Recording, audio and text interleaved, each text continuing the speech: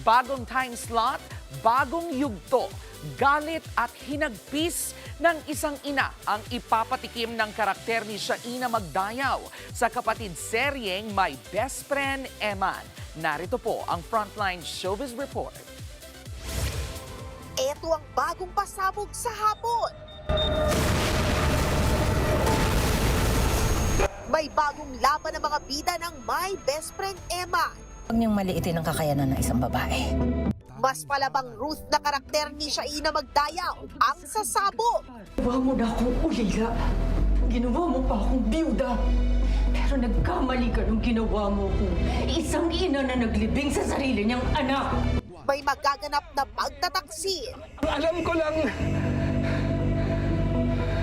I love you, Ruth. Kaya ang anak lalabanan ng kanyang ama. Habang si Mateo na karakter ni JM De Guzman, meron ding ipaglalaban. Labang ko to bilang isang ama at asawa.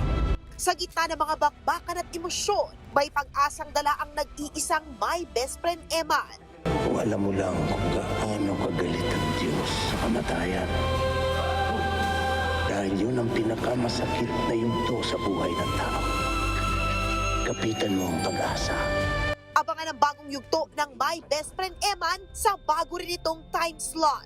Simula na ng totoong laban sa July 27, 2:30 ng hapon. Mula Lunes hanggang Sabado, dito lang sa TV5 pagkatapos ng Eat Bulaga. Nagbabalita mula sa Frontline, MJ Marfori, News 5.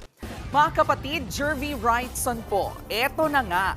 Para sa latest showbiz news at iba pang kay-alaman, mag-follow at mag-subscribe na sa social media pages ng News 5.